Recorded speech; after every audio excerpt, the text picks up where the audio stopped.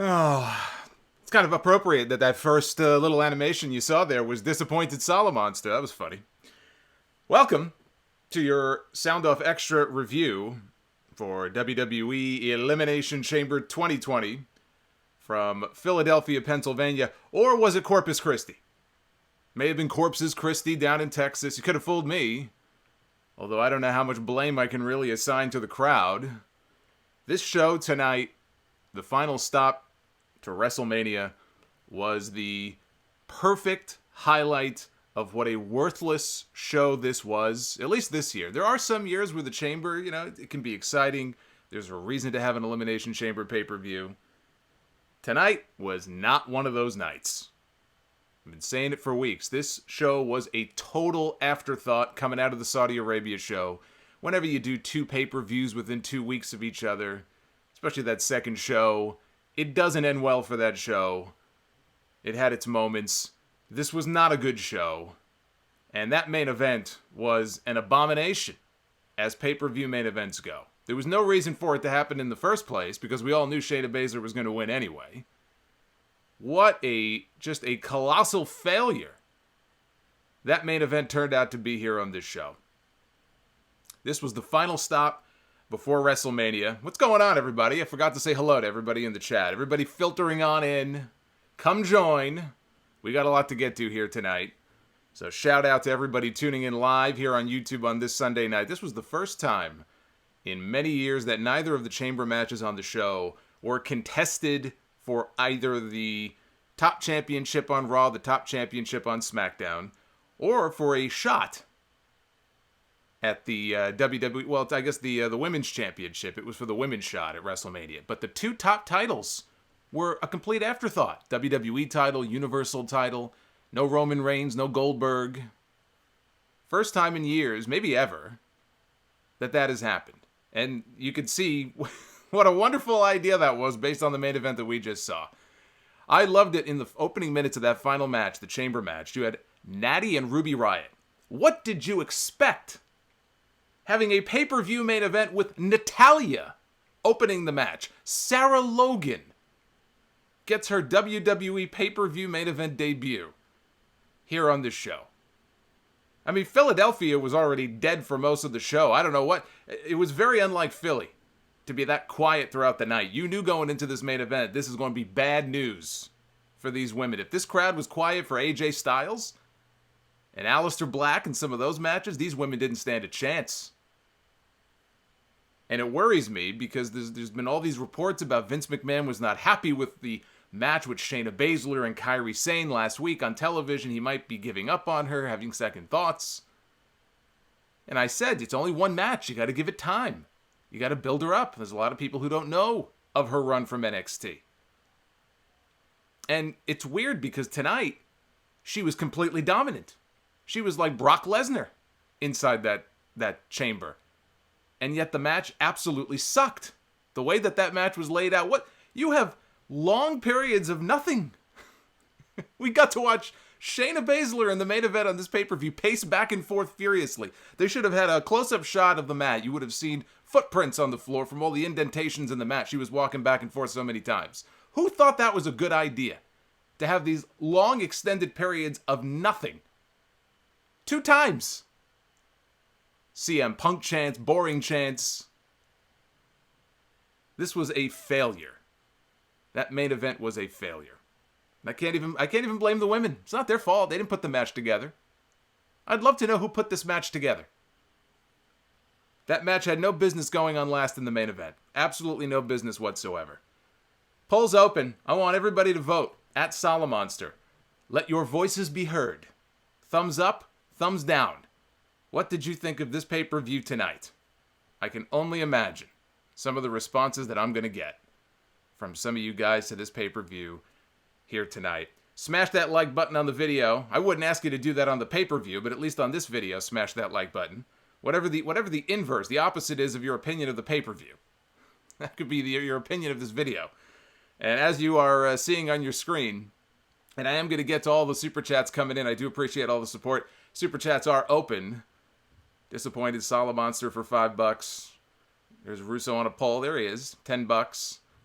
Brand new creepy Jeff Hardy for $20 or more for those who are inclined to want to do that. I appreciate it. The kickoff match, we may as well start from the top here, and we'll get through this whole thing. We'll get through this together here in this review. Viking Raiders against Kurt Hawkins and Zack Ryder. Two babyface teams going toe-to-toe. Raiders win with the Viking experience. I think that dancing baby blue shark that you see on your screen is more exciting than most of the stuff we saw in this pay-per-view tonight. That shouldn't be. That should not be the case. So the Vikings get the win with the Viking experience. 5-minute match. These matches feel so pointless. What was the point of this? Two babyface teams one-on-one. What was even the point of this? Is the kickoff supposed to get people excited for the Elimination Chamber? I think this may have done the opposite. I'll go 1.5 out of 5. You guys loved the ratings I was giving the matches last time, so I'm doing it again. Not stars, just on a scale of 1 to 5. I'd go 1.5 out of 5 for this. So the pay-per-view itself, and this, now that I look back on this, in all honesty, I mean, really, it's this or the Tag Team Chamber match. There was some good stuff on this show. The whole show was not a total lost cause. I don't want to shit on everything on this show. That ending left a bad taste in my mouth. We're going to get to that. But this opening match here on this pay-per-view was, if not the highlight of the show, one of the top highlights of the night. They ended very badly, but they opened strong. Daniel Bryan against the hometown boy, Drew Gulak, who got a decent amount of cheers coming out. Nothing overwhelming. But Bryan was still cheered as the babyface here. So the story coming into this match, last several weeks on SmackDown, Drew Gulak has been telling Heath Slater and different people that Daniel Bryan has weaknesses in his arsenal. He's got holes in his game. And Daniel Bryan got tired of it. He said, look, if you think I have holes in my game, then why don't you come face me in a match at the Chamber pay-per-view? And so here we are. Simple story. This was a stiff match.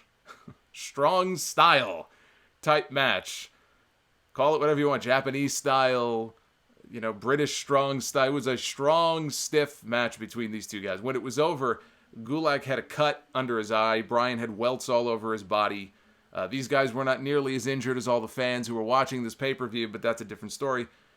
Bryan, welts all over, nearly broke his neck 5 times.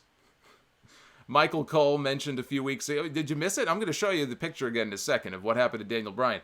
Michael Cole mentioned a few weeks ago that, the whole story about Gulak telling Heath Slater to work the knee in the TV match that he had with Daniel Bryan. And he didn't do it, but here, Gulak worked the knee, he worked the leg for a good part of the match, and the neck. A lot of mat wrestling early. Everything Bryan did, Gulak would do it better, and he had an answer for it. Gulak gave Bryan a terrifying release German suplex. Let me show this again for the people who are tuning in live here on the stream. Actually, I can't do it because I'm going to play the music.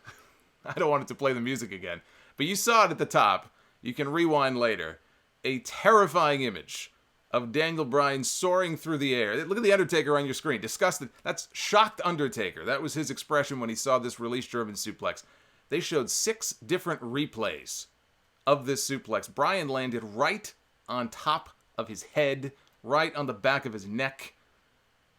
This is a man that had neck surgery. That was very, very scary. He went all Kota Ibushi on us here in this match where, you thought by the end his neck was made of silly putty, only it's not. It's made of nuts and bolts. Bryan rolled out to the floor. They built, there's this dramatic close call where he almost didn't make it back into the ring in time. They did the Bret Hart Dynamite Kid suplex out of the ring spot. I mean, I call it Bret Dynamite just because they were the first 2 I ever saw do it.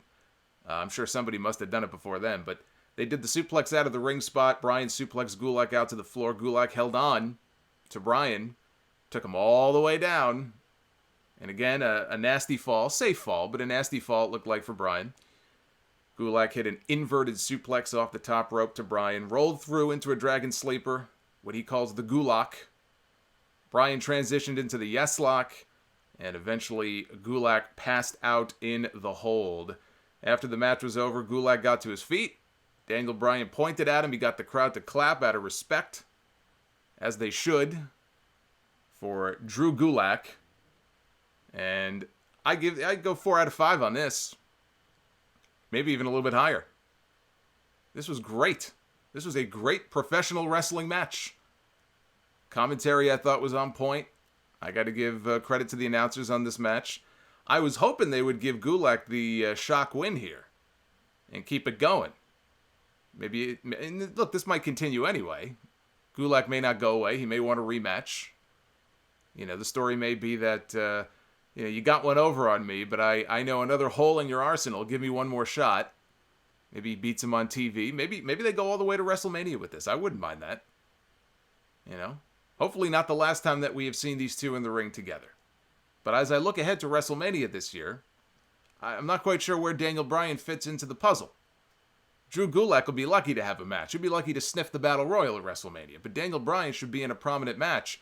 And I worry that if he doesn't have anything to do, and Sheamus doesn't have anything to do, Vince McMahon will go, well, goddamn, why don't we do Daniel Bryan and Sheamus? His favorite go-to match, Daniel Bryan and Sheamus. It may be a very good match. But I just worry that, hey, we don't have anything better for this guy. We'll just put these two in the ring together. Let me play catch-up on some of these Super Chats. I'm going to be playing catch-up all night. I guess it's a good problem to have. But thank you to Brian Pissarra for the $20 earlier. Mr. E1976 with the $5. What's going on? Joe Olivo with the $5. And we've got Austin Sanders with the $5 as well. Said tonight's theme was about putting over acts that you don't usually see get over on TV. Hope you enjoyed it because it's back to the status quo tomorrow. And that's a fair point. Whether it was Gulak in his match getting some shine against Bryan, whether it was Shayna being all dominant in the main event. And all it takes is one show like this, one crowd that just, for whatever reason, was not overly enthusiastic about almost anything tonight except The Undertaker. I mean, that was about it, really. Yeah, it could be curtains for some of these people. All it takes is one bad... Look, all it took is one bad main event killed WCW. Think about it like that. One bad television match on Monday Night Raw killed the revival of WCW. So it's very possible that tonight's show will actually end up being a very important show. It could be the death of the push for certain people on TV. Joe Obale, thank you for the $10. Chris Quillman with the $5. And we'll do one more here.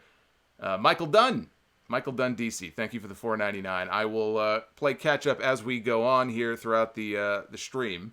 We had Andrade against Humberto Carrillo for the United States Championship.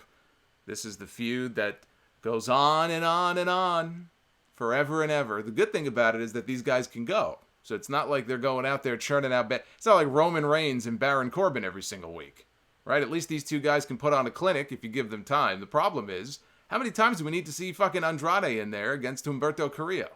How many times do we need to see Humberto lose? Maybe that's the better question. I figured, look, if they're going to go all the way to WrestleMania with these guys, do a 4-way maybe, for God's sakes, at least put the championship on the guy.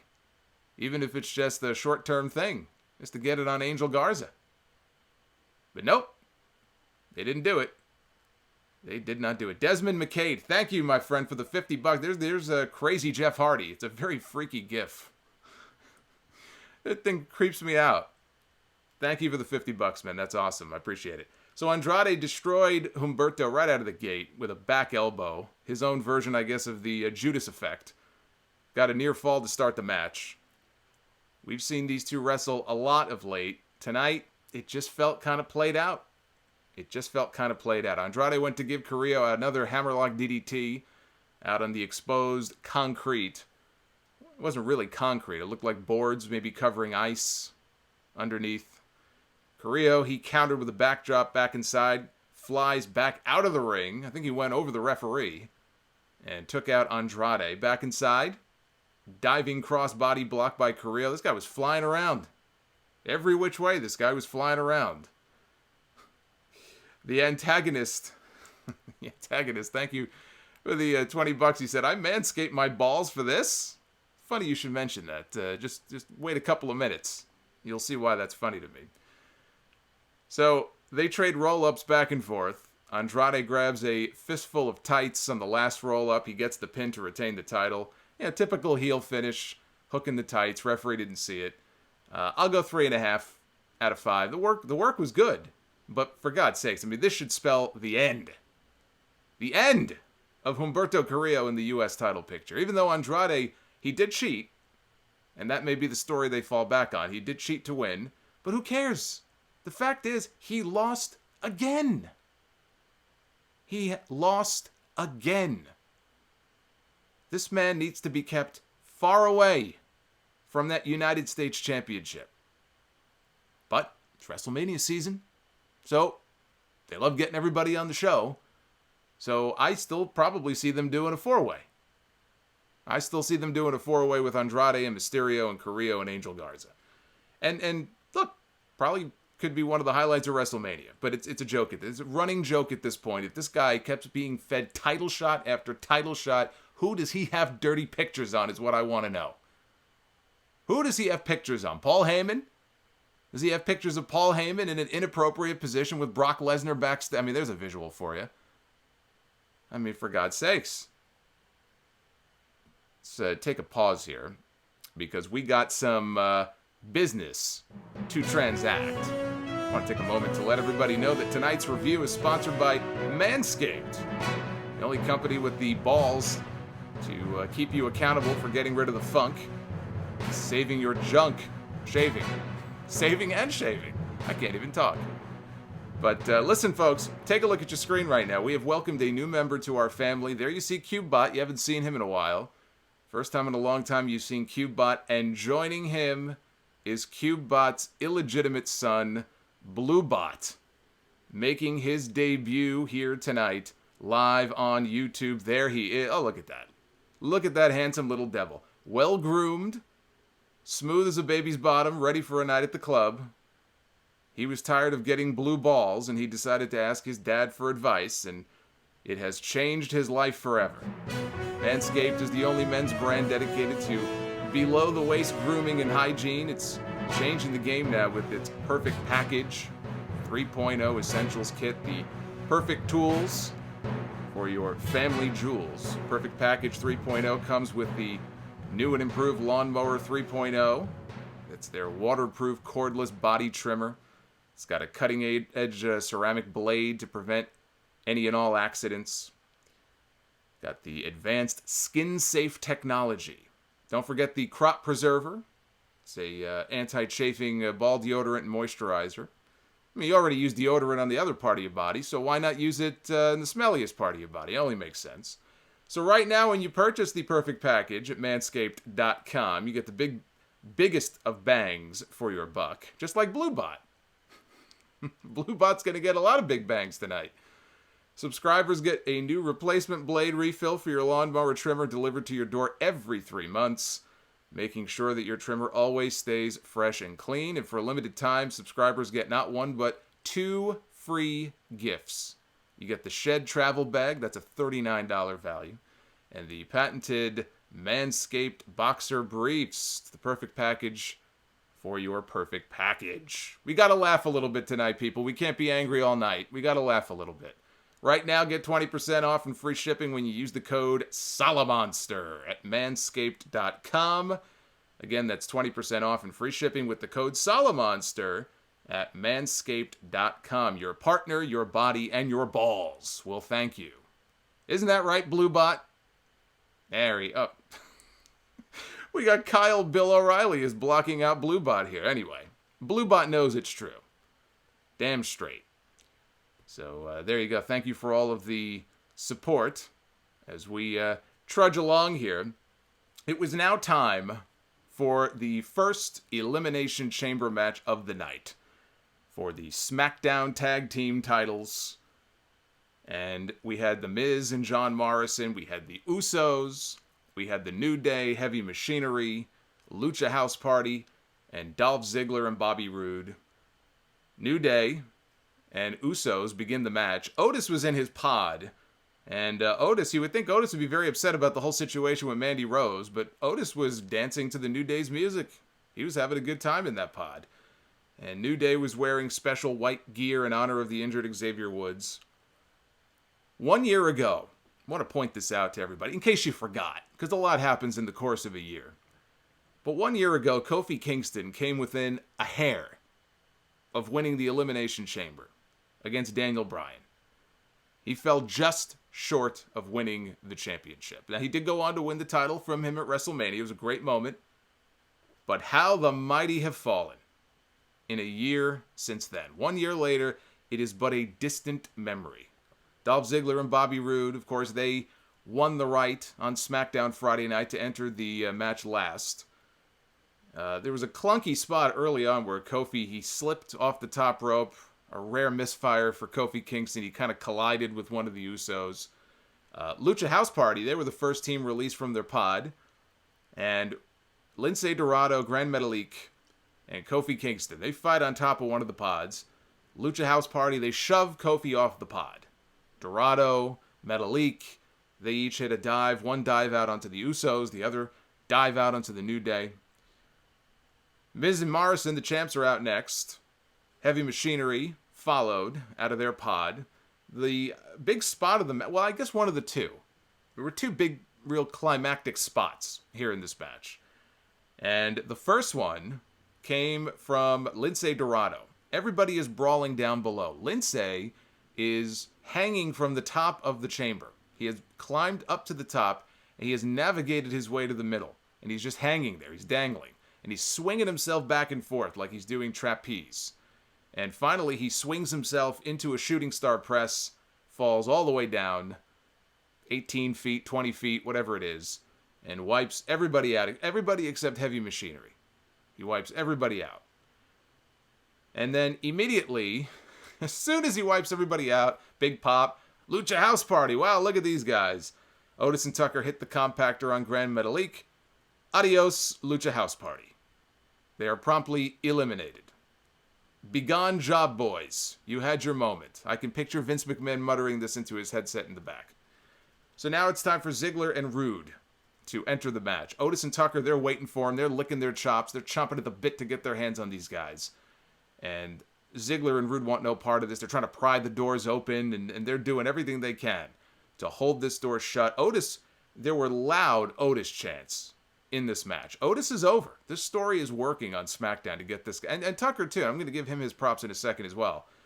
But Ziggler and Roode, eventually, they do make their way out. They all gang up on Heavy Machinery. And Dolph climbs to the top of one of the pods to try to escape Otis. Otis ain't going to climb up after him. Tucker, though, he does. Tucker climbs up on top of the pod. He tosses Ziggler down into the waiting arms of Otis, who lays him out.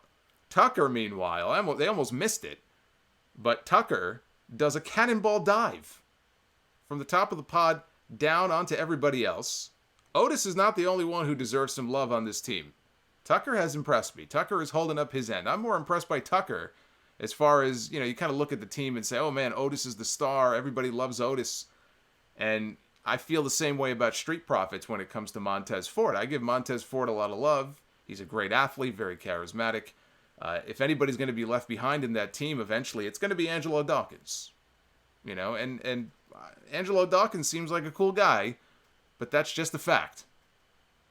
But with Otis and Tucker, I think Tucker could be something eventually when these guys split. Hopefully he's not the Jannetty of the team. But he was, very impressive, I thought, here in this match. Did that dive. So Otis had to fight Ziggler and Roode. He had to fight these two guys off on his own. He puts down Bobby Roode. And Ziggler is standing over by one of the pods. And Otis charges at Dolph. Dolph sidesteps him. And Otis crashes through the outer pane of glass, or whatever that material is, out to the floor. The pod door was open. So contrary to what some people were saying online, he went through the glass twice. No, he didn't, because the door on the inside of the chamber, if you go back and watch, it looks like it was already open. Just FYI. Not a big deal, but minor detail. But he crashes through the outer pane and falls to the floor.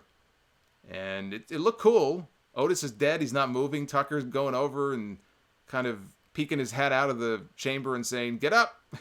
Get up, Otis, get up!" He turns his attention to Dolph and Bobby Roode.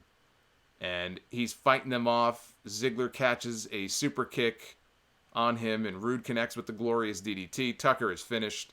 Tons of heat. When they pinned Tucker, the people were not happy. That got some of the biggest heat on the entire, outside of the main event. It got some of the biggest heat on the entire show. So the New Day, they immediately lay out Roode and Ziggler. Stereo Uso splashes follow off each of the pods in opposite corners. One onto Dolph, one onto Roode. They're gone. We're down to the champs. Miz and Morrison, the New Day, and the Usos. Usos and New Day, they gang up on Miz and Morrison. Then finally they turn on each other. Kofi, poor Kofi. Kofi misses a dive off the top rope onto one of the... Now, he's on one of the pods. He does a dive. Jey Uso, I think it was. He moved out of the way. Kofi crashes and burns, and Miz and Morrison, they scurry like rats back in. They cover Kofi, and they pin him. And just like that, the New Day is gone. What a hilariously pathetic way to eliminate a former WWE champion. The man who won the WWE title at WrestleMania last year. He got the big pyro celebration. 6 months. This guy was WWE champion and largely protected. It's not like he had a Rey Mysterio run where they just jobbed him out every month. And ever since Brock Lesnar beat him on that first Fox Smackdown back in October, 8 seconds. Not one move. Boom, pin, done. Back to the tag team ranks.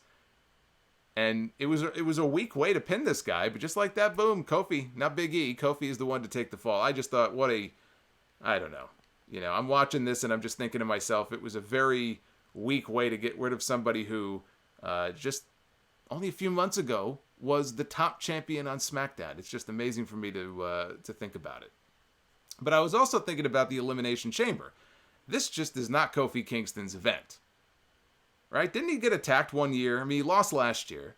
But didn't he get attacked one year before entering the chamber by Edge? Was he the one? I think he was the one that Edge attacked, took his spot. Edge went on to win the Elimination Chamber. It's probably like 10 years ago.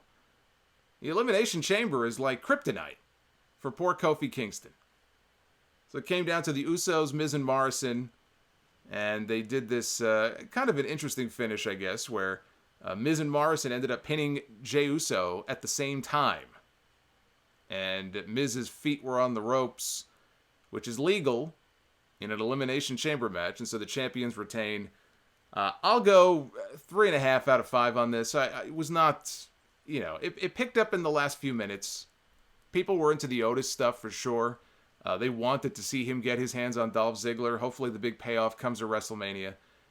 As chamber matches go, and I've had a lot of really positive things. If you've listened to my show, you know this. In fact, I've voted for some of these chamber matches as, match of the year.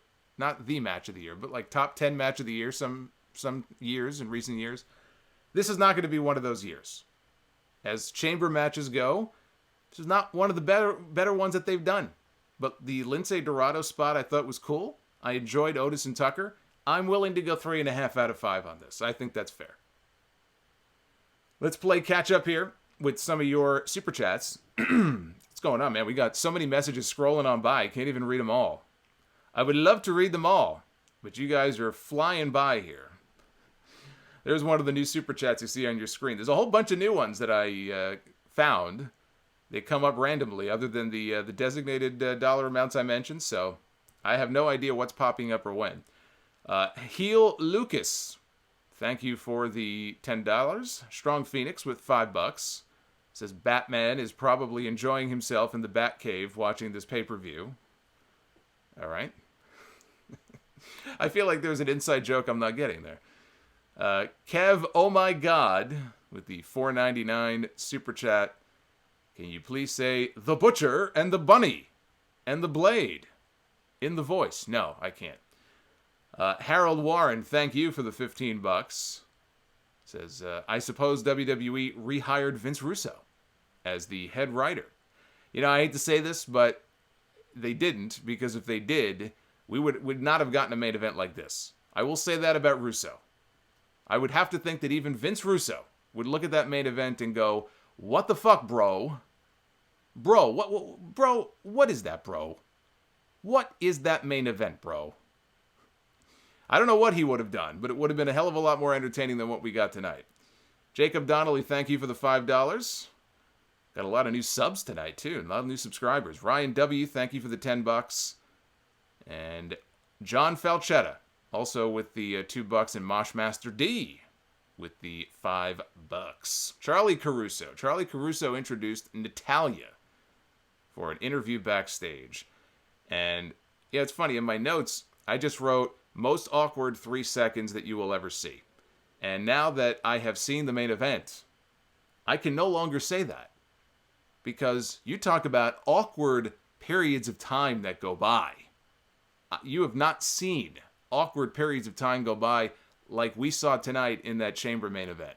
But here, as is usually the case with these WWE interviews, please welcome my guest at this time, Natalya. And the camera pans over, and there's Natty. And she stands and she looks off into the distance, and it's like, it's a television show. So in the script, it probably says, pause 5 seconds for crowd reaction, right? It's supremely embarrassing when you do that, and there's no crowd reaction. There was dead silence, but she stood there anyway. They were waiting. They were waiting for a reaction. The reaction never came. Poor Natty. What are you going to do? So Charlie asks Natty about what happened to Beth Phoenix on Raw Monday night, her tag team partner, laid out by Randy Orton. I wish Randy Orton would have come out and RKO'd every single one of those women in the main event tonight, too. He would have gotten a bigger pop than The Undertaker did. That would have been a hell of a finish to this show. You want to send the crowd home happy? That would have sent the crowd home happy. So Natty says that she's talking about family, and she says, tonight I unleash my legacy. What the fuck does that even mean? This entire segment was so stupid. What does that even mean? Tonight, I unleash my legacy. What does that mean? Release the Kraken. I don't know. It's all gibberish. This entire segment was cringe city. Holy shit.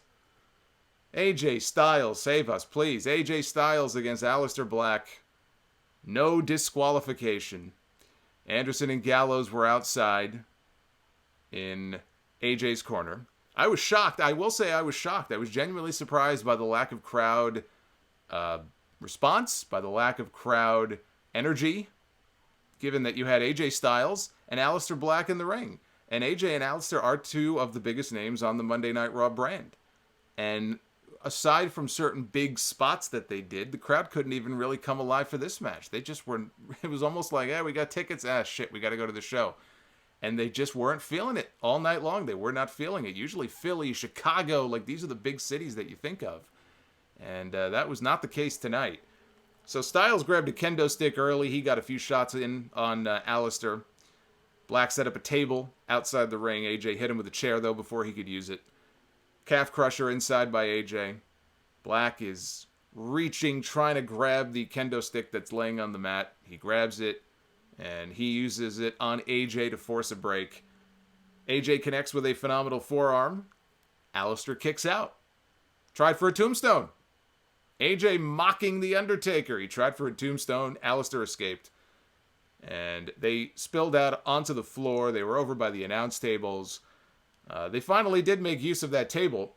Excuse me. They finally did make use of the table. Man, I got to get a drink here. I'm trying to steamroll through this pay-per-view here as quickly as I can because there really isn't much to talk about here. Maybe I should just sit here. If I want to recreate one of the spots in the main event, maybe I'll just sit here for about 2.5 minutes and I won't make a sound. I'm not going to say a word. I'll just sit here. You'll hear nothing but silence. And that will be my recreation of the Elimination Chamber match in the main event. I'm not going to do that. I won't put you through that. But Aleister hit a Meteora on AJ Styles through a table. So he gets him back in the ring. He's setting up for Black Mass. And Strong Phoenix says a little bit of the bubbly. It's actually a little bit of the Poland Spring. It's a bottle of water. It's nothing exciting. Yes, I still have, well, I managed to find bottles of water. Not everybody has hoarded all the bottles of water at the fairway that's nearby where I live. The toilet paper is gone, so I'll have to use my hand, but at least I have bottled water. So he's setting up for Black Mass, and the OC finally jumps in the ring. It's a no disqualification match, but they waited patiently. 15, 20 minutes. They waited very patiently to interfere in this match. So they swarm Aleister, and the funniest part of this whole thing, I don't know how many of you picked up on this, but as they're swarming Black and they're ganging up on him and they're beating him up, Luke Gallows is punching his own partner about half a dozen times. He was punching Carl Anders. I just shook my head. Which is one of those nights. I just shook my head. So Undertaker's gong finally hits. You knew it was coming. And the crowd in Philadelphia, for the first time all night, truly came alive. The loudest that they had been all night long for the Undertaker's arrival. I don't know what that says about this crowd. I don't know what that says about modern day WWE, that they died for everything else and they only came alive for the Undertaker. But there it is. The Undertaker's gong hits. Everybody comes alive. The lights go out. The lights come back on. And we see the Undertaker. He's got Anderson and Gallows goozled by the throat. Both men are down on their knees. This is getting very sexual here. He's got them goozled. They're on their knees. What kind of stream is this? For a second there, with what he was wearing, when the lights first came back on, and I'm looking at what the Undertaker is wearing, he looked eerily like Ministry Undertaker to me. He looked like, he didn't have the goatee and everything, but he looked like Ministry Undertaker there for a second.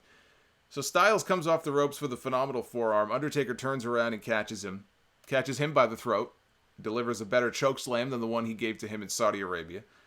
Lights go out again. Undertaker vanishes under the ring. And I wonder, is the Undertaker under there for the rest of the show? I would imagine that when they went to their little commercial break period, plugging all their shit, they probably put a hood over him or something, maybe, and got him out of there. I don't know. Maybe he was under there the entire time. Can you imagine the Undertaker having to lay under that ring with a freaking piss jug next to him for the rest of this pay-per-view? Listening to the apathy from the crowd, listening to the boos, listening to the CM Punk chants at the beginning of the main event. Should have called an audible and had the Undertaker gong go off again. Lights come back on. He's in the ring with Shayna Baszler. So the lights come back on. Undertaker's gone now, of course. Black Mass finishes it. Aleister Black picks up the win. I'll go 3 out of 5. I'm going to go 3 out of 5 on this. Undertaker and Aleister Black against the entire OC seems more likely to me than just a straight singles match at WrestleMania. I think Aleister Black, he belongs in a prominent match at WrestleMania. And I was talking about this earlier with Daniel Bryan. I just don't see, if it's not something involving these guys, then what is it? What is the match? What is the obvious match for Aleister Black at WrestleMania? If it's not this, there is no other match. Murphy and the Messiah. Actually, before I get to that, I really got to play catch up here. So we're going to get to the Raw Tag Team title match up next here in just a second. Miracle Mark, thank you, brother, for the $1.99. I appreciate it. He says, I hope Asuka leaves when her contract expires. Well, you might get your wish. You may well get your wish. There's rumors about Io Shirai and Kairi Sane might go back to Japan. So who knows? Asuka may join them. Urban Tiger, thank you for the $5. Let's see, we got AOE, the $1.99, $1.98. I was off by a penny. BW Rojas, thank you for the $2, my friend. Harold Warren, 12 years. We just celebrated our 12-year anniversary of the podcast last year. So $12 in celebration of 12 years. Chicken Noodle Jackson. Oh, that's an awesome name. Man, I wish I would have thought of that for a PayPal nickname. Chicken Noodle Jackson with the $10. That main event was the definition of a dog rubbing its butt across the carpet and expecting you to thank it afterwards. It's quite the visual. Spank Ross, thank you for the $1.99. Dor Zach, hope I pronounced that right, for the $2. And Gavin Amy with the $13 says, my God, Stardom, no people This is far better than WWE Elimination Chamber, and also WrestleMania this year is a waste of time. You know, that's a great point. I watched part of that Stardom. Stardom is the Japanese women's promotion, and because of the whole virus thing, they had a show the other night, live and free on YouTube, on their YouTube channel. Empty arena.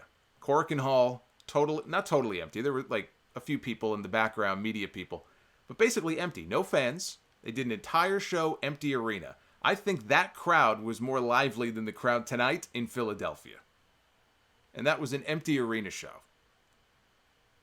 So we had Murphy and the Messiah against the Street Profits for the Raw Tag Team titles. Similar to their TV match, where the Street Profits won the belts. I'd say a notch or two below. This was not as fun as that match. When AOP tried to interfere, Viking Raiders ran down. They brawled with them to the back. Montez Ford, he tried for a frog splash. The Messiah got the knees up. He went for the stomp. Ford escaped.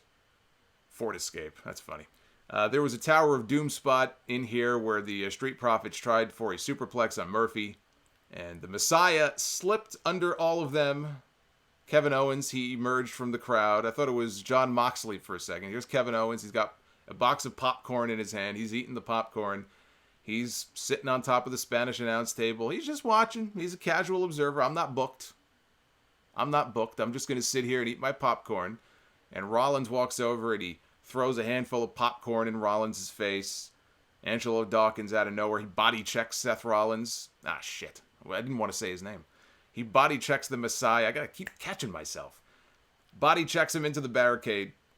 And they slam Murphy into the barricade. And Murphy gets rolled back into the ring. Montez Ford with the frog splash for the 1-2-3. And after the match, Owens hits Rollins with a stunner. And he dumps his popcorn onto Murphy as he walks out. You know, I have to say this. I like Kevin Owens. I really do. I like Kevin Owens. I'm a fan of his. And I didn't have an issue with him taking the move over, the Stone Cold Stunner. You know, getting Stone Cold's blessing. I think Austin gave him his blessing for it and everything. It's such an iconic move that no matter what, it will always be associated with Steve Austin. Even if Kevin Owens gets the move over in a way that, you know, he certainly hasn't so far, it will always be associated with Stone Cold Steve Austin. It will always be associated with the Attitude Era, stunning Vince McMahon and The Rock overselling it and all that stuff. He hits that stunner now, most weeks. It doesn't get much of a reaction. And I look at that and I go, man, the stunner should be getting a big reaction. This just doesn't feel right. I almost wish he would just stop using it. I really wish he would just stop using it. He's not going to. He's not going to listen to my dumb opinion here. But I don't know. I just remember when the stunner was used, everybody would come up out of their seats. It was such a big deal. And the other person would go flying through the air. And Rollins, hey, I got to give Rollins credit. He sold the shit out of that stunner. He bounced up into the air. But it just doesn't get the reaction that move should get. I just feel like it's not being done any justice. It just doesn't feel right to me. We've got a few more here to get through. Ali Kokar, thank you for the $1.99. Bobby AJ for the $5. The antagonist, I mentioned him earlier with the $20. Raw is Jimbo, thank you for the super chat. Strong Phoenix, dropping some dough as well. Bucci, 973 with the $5. I thought there were some great wrestling matches on the show. Main event was horrible. Shayna is not getting over. And we know Vince has no patience. Heel Lucas, thank you for the $4.99. Zacharoo Turner. Lonnie Jones. Tibby with the $5. And Zangstu 102. Thank you for the $2 as well. Braun Strowman against Shinsuke Nakamura, Cesaro, and Sami Zayn in a 3-on-1 handicap match for the Intercontinental Championship. Sami, with two of his greatest opponents, some of the best matches of his WWE or NXT career have been with Cesaro and Shinsuke Nakamura. And Sami's out there, he's wearing hiking pants, basically. You know, again, he's got the Fidel Castro look that he's been rocking on TV the last few weeks. He's wearing the hiking pants. The rules here for this match were, as I look at Krang Corbin on my screen, the heels had to tag in and out per the rules, which I hate. I just think that's stupid. Sammy was teasing starting out first against Braun. He had promised in a promo before the match, you guys stay on the apron. I got this. I'm going to start out here with Braun Strowman. Of course, he's a liar, so he quickly tagged out to Nakamura. And Strowman was so focused on getting his hands on Sami Zayn, he took his eye off the ball. And the heels took advantage. At one point, Sammy had fled underneath the ring. Probably saw the Undertaker under there. Tried to get away from Braun Strowman. We got a Braun Strowman specialty. Everybody has their special move. Bret Hart would take that corner chest bump, right? That corner whip into the turnbuckles. I feel like everybody's got that signature spot, that signature move that they take. For Braun, he runs into things. And what he usually runs into is the ring post. Shoulder first. In almost every single competitive match. If he's in a squash, it won't happen. But every single pay-per-view match that he's in, he runs into the frickin' ring post. And that's exactly what happened here. Not only did it happen once, he got posted twice. And while he's bent over between the ropes, Nakamura's on the apron. He gives him a running Kinshasa into the ring post. Sammy tags himself in. And Nakamura and Cesaro, they lift up Braun Strowman for a suplex. They held him there for about 2 or 3 seconds. Long enough for Sammy to hit the haluva kick. And Sami Zayn pins Braun Strowman to win the Intercontinental Championship. Big Show will not be happy about this. If you saw Big Show's Broken Skull Sessions interview, he was talking about how he gives guidance to some of the people on the roster. He had to pull Braun Strowman aside one day. This is probably years ago. But he pulled Braun aside one day because he saw Braun take a clothesline from Sami Zayn. He said, you don't ever do that again. You're a giant. You don't bump like that. You don't take a clothesline for somebody like Sami Zayn. And now he lost to Sami Zayn. And Sami Zayn has now won his first title on the main roster in WWE at long last. I cannot dislike Sami being the champion. And now they can build weeks of television off of Braun trying to get his hands on Sami Zayn. And Sami, narrowly avoiding him every week. And they could do that all the way to WrestleMania if they want to. I'm shocked that they did not have Braun beat all 3 heels. Shocked in a good way. I thought that they were for sure going to have him just bury all 3 heels here on this show. And then have him go defend against Sheamus at WrestleMania. I don't know what they're going to do with Sheamus. But I like this. I like the finish. The match itself was nothing special. I go 2 out of 5 on the match. But I like the finish. And let's grab a few more of your super chats here before I get to the main event. We are getting to the main course here. Michael Gross, thank you for the $5. And Jam3SJH3, I think that might be Deadpool. Thank you for the $20. Attention fan, $1.99, thank you. James Adair, thank you for the super chat. Michael Smith, Strong Phoenix again. The Cheeseburger, 666 with the $10. Says, reading the Elimination Chamber results gave me the coronavirus. Oh, well, I hope not. You better be self-quarantining if that's the case.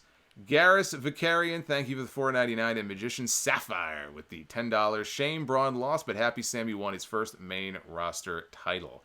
I'm just happy that we got Sammy back in the ring. When was the last time he had a match on TV? It's probably been, 6 months? 7 months? It's been a long time since we've seen Sami Zayn in a match.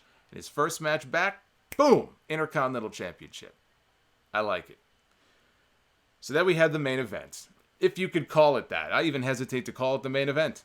Elimination Chamber match for the right to go on to challenge Becky Lynch for the Raw Women's Championship at WrestleMania. We have Shayna Baszler, Asuka, Natalya, Ruby Riott, Sarah Logan, and Liv Morgan.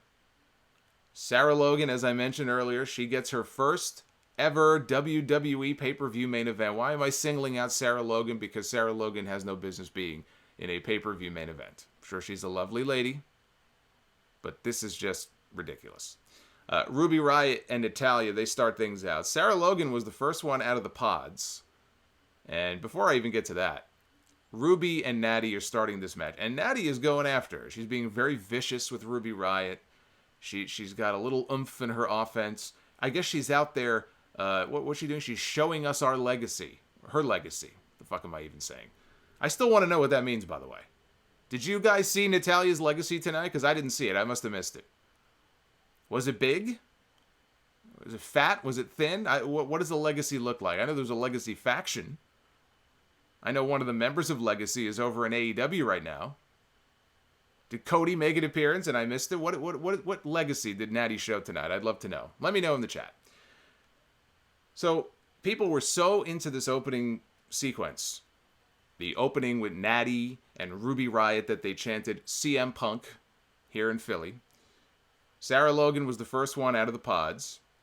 And she and Ruby ended up on top of one of the pods, with Natty is down below. And Ruby is trying now to escape back down. She's going to climb back down to get away from Sarah Logan. Natty reaches up. She power bombs her down onto the mats. And Logan comes flying off the top of the pod with a high cross body and wipes out both women. And on the way down, her knee caught Natty right in the face. I mean, hard. I don't think it drew blood, but she hit her hard in the face with that knee on the way down. Shayna Baszler was in next, and within seconds, she put out Sarah Logan with the Karafuda clutch. Same with Ruby Riott. Both women are gone. Couldn't have been 30 seconds. Within 30 seconds of each other, both women are gone. And I'm starting to think to myself, all right, here we go. Here's some of that dominance that you want to see from Shayna Baszler. She's a killer. She's a cage fighter. It makes sense. She shouldn't be in there selling for long periods of time with fucking Sarah Logan, for God's sakes. She should be putting these women down. And that's what she did. She put down Sarah Logan. She put down Ruby Riott. And it continued on from there. She goes after Natty. She's repeatedly slamming Natty, one of the pod doors into Natty. She's opening it and shutting it and slamming it on her. And then she puts Natty out with the Karafuda clutch. I'm not so sure that Natty ever had the chance to show us her legacy. I don't think we saw her legacy. Did you? Again, please let me know in the chat. I feel like I missed something here. Where was her legacy? Shayna's having a grand old time in this ring. Asuka is in the pod. She's shouting stuff in Japanese, which is probably the most entertaining thing that's happened in this match so far. But this was so awkward. I don't know who thought this would be a good idea. You could say the same thing about the Royal Rumble match, right? If you have, like, Brock Lesnar dominated this year. I don't even think in all of the periods of downtime in the Royal Rumble match that there were periods of downtime as long as this. From the point that Brock would eliminate somebody to the point that the next person came out. It's felt like forever. Shayna is just standing there. She's staring at Asuka in the pod. She's posing. She's pacing back and forth, waiting for the next person to come out. The crowd is getting restless. They're booing. They're chanting stuff. This is supposed to be entertaining. Finally, Liv Morgan comes out. And she probably wishes that she didn't, because Shayna Baszler absolutely slaughtered this poor girl. She, got her down, grabbed her by the legs. She swung her into the chain link fence, and then she swung her head first, into one of the pods. Into one of the glass on one of the pods. And it sounded like she murdered her. She pulled a Minoru Suzuki, or a New Jack, and she murdered this girl. And then somehow Liv Morgan came back to life. But she got Liv Morgan in the clutch right in front of Asuka, right in front of Asuka's pod. Liv Morgan her feet were up off the ground. She was being choked out. And Liv Morgan was gone. And then again, after Liv Morgan is eliminated, nothing. We have a long period. I didn't time it. I should have timed it with my stopwatch on my phone. It may have only been 60 seconds. It felt like double that. Of nothing, though. How can you justify this? How can you justify in the main event of this show, which is dying a death, let's just have Shayna Baszler stand there and stare at Asuka. That'll keep people interested. That'll be exciting. There's our main event. So for the second time, she stood there. And the crowd got restless and people didn't know what to do, and it was very awkward. And I can only imagine these poor wrestlers. Asuka's standing in the pod. She's trapped. She's basically like self-quarantined in one of these Elimination Chamber pods. She's probably thinking to herself, this match is dying. Let me out of here. Shayna Baszler's probably thinking, oh, shit. I'm doomed. But this was terrible. Asuka finally enters the match. And they had, a back and forth exchange. It was a little awkward there at the beginning, but, Asuka hit the hip attack and went for a backslide pin. She tried to get the Asuka lock on. Baszler rolled through. Baszler went for the Kirifuda clutch. Asuka countered into the Asuka lock. Back and forth we went. And Shayna slammed Asuka into the chains. Again, tried for the Kirifuda clutch. And Asuka rolled her into a pin attempt for a near fall. And Baszler, she landed a knee, locked in the clutch, and that was it. Asuka passes out. Shayna Baszler wins the match. I'm shocked, stunned, I tell you, that Shayna Baszler is going to WrestleMania to challenge Becky Lynch for the Raw Women's Championship. To just show you that everything about this was so awkward and just poorly conceived of. It's bad enough we had these long periods of awkwardness and just nothing going on in this main event. They showed Becky Lynch. Becky Lynch was there. Becky Lynch was in Philadelphia. Unless they taped that in a different city and they spliced it in. She was there. She was in the back. And at one point they showed her watching on one of the monitors on one of the screens in the back. So I thought to myself, well, all right, this match is just dying a death here. The match is over. Surely they're not just going to go off the air like this. They've got to save this somehow. They're going to send Becky Lynch out. They're going to have a face-to-face. Becky's going to get inside the chamber. Maybe they'll go at it. Maybe Vince McMahon will call an audible and say, Becky, get out there and you guys just go at it. And we're going to have officials try to pull you guys off and just have a big brawl. I'll be honest with you. Even if they had done that in front of this crowd, I don't think it would have worked. I don't think these people were just not into what they were seeing. I don't even think sending Becky Lynch out to that ring would have made a difference.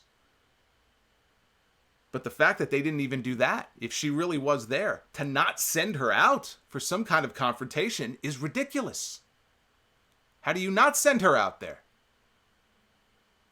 So the copyright box came on, and that was it. They went off the air. A horrible finish to this pay-per-view. And as far as the match itself goes, 1 out of 5, what would I go for the chamber match? To be honest, maybe 2.5. And maybe that's being generous. I can't go higher. That was one of the worst Elimination Chamber matches I've ever seen. That was one of the worst Elimination Chamber... I can't say worse because I can't remember all of them, but I'm thinking back and that's got to be one of the worst Elimination Chamber matches. And anticlimactic. Uneventful. Predictable. Everything about it. One of the worst chamber matches they've ever done. So let's go to the voting poll on Twitter. You can only imagine what these results are going to reflect. But maybe you guys will surprise me. That is a little bit... that sounds about right. 36% thumbs up. 64% thumbs down so far with 2,400 votes in. You know what? That sounds about right. I enjoyed Sami Zayn winning the Intercontinental title. I thought AJ and Aleister ended up having a good match. The other chamber was better than the main event. But the opening match to me was the highlight of the entire show. So there was some good stuff on this show. Even very good in terms of that opening match. But I think that the feeling, it was just a feeling of apathy throughout the night. Like, why am I watching this? Why is this show even happening? What is the purpose? What is the point? They were going to do a men's Elimination Chamber match with Roman Reigns and all these people. It would have been... Look, that match would have died too in front of this crowd. But they canceled it. They didn't even have it. None of those guys were even on the show. This show is treated like a complete and total afterthought. And the effort and thought that was put into at least that main event pretty much reflected that. I just thought that this was a show that it existed and it had no business even taking place. It did not have to happen. There was no real point. There was no real purpose to this show. Now, tomorrow night on Raw, Edge is back. So we're going to get Edge's big return promo. Maybe he'll have a confrontation with Randy Orton. I assume they'll set that WrestleMania match up. So we'll see how that goes.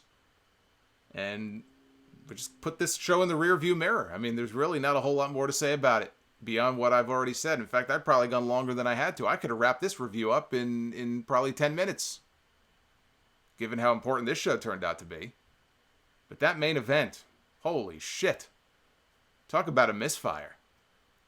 And I do feel bad for Shayna Baszler because her whole gimmick, she's a shooter. She's got the fighting background. She's got the submission. She can torture you. She can work over certain body parts. And then she's going to choke you out. That's her gimmick. It worked for her in NXT. She was a dominant champion in NXT. It was a big deal when Rhea Ripley finally won that belt and took the belt from her. And even when Kairi Sane was, I think, the first person to take the title away from Shayna. It was a big deal, too. And it can work on the main roster.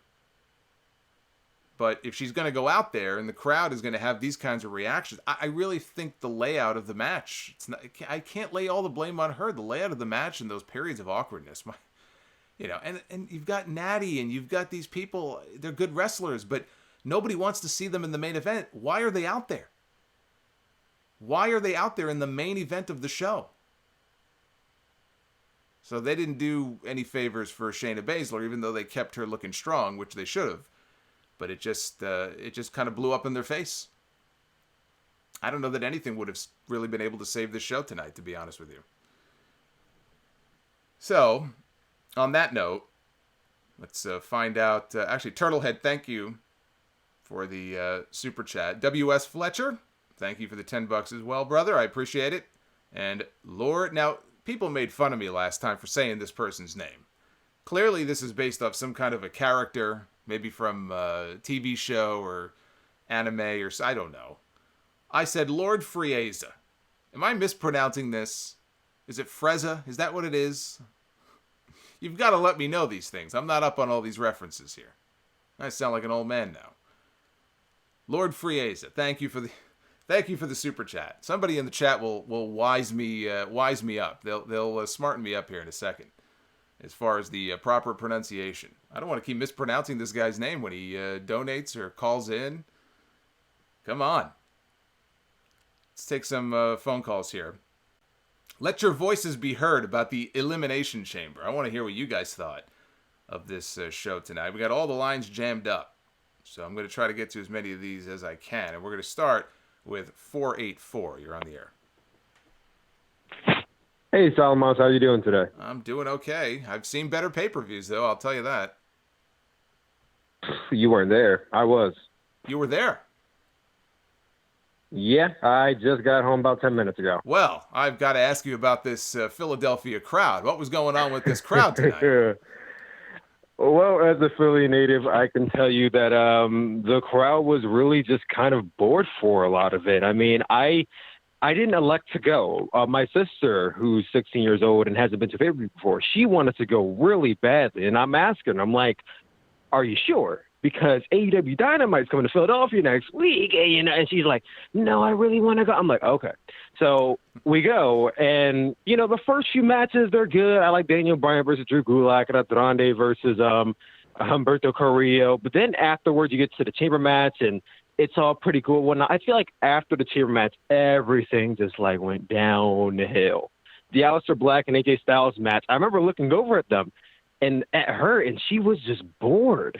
She was just sitting there on her hands, on her phone and whatnot. And then when Undertaker came out, everybody just went wild. That was the biggest pop of the entire night. And then after Undertaker was gone, it just went back downhill. No other match after that I feel like really got the crowd hyped. And then they got to the main event, and then Shayna just started dropping everybody. And then when you got to and the worst part, I think, of it all, and you brought it up earlier, was that when they got to the chamber match and people were going down like flies, there were these long periods of nothing happening. Shayna Baszler will be in the ring, posing, and Asuka's taunting her, and it's just are you going to start the timer soon? Everyone was just what's going on? Are they on commercial break? Well, it just made no sense. That just killed the crowd even more. Yeah, well, you could see it on TV, and it just puzzled me because I know for a fact with the Royal Rumble sometimes they say, oh, it's 2-minute intervals or 90-second intervals, but they're not always 2 minutes. I mean, sometimes they speed them up. And, yeah, but it's whatever they want. It's so stupid because even if it's a Rumble match, you would think that in this year's Rumble match, there were points where Brock Lesnar was in the ring for a few seconds. He was not in the ring for 2.5 minutes. I counted. There was a period of time, 2.5 minutes passed, where Shane was just in the ring and nothing was happening, and the crowd started booing, and I didn't blame them. No, at all. I don't blame them at all either. And I can't believe they did it not once but twice. Yeah, I can't believe it either. Well, so I'll just say, she said she enjoyed it, but you can look on someone's face and tell when they're like trying to live it up and say, "Oh yeah, I enjoyed myself." Yeah, I think she was just like, eh. Like we were just like, eh. Oh, I've been on dates. I've been on went. dates before where the woman goes, "Oh yeah, I enjoyed myself," and you could just tell, like, "Oh shit," Been there, been there before. Yes.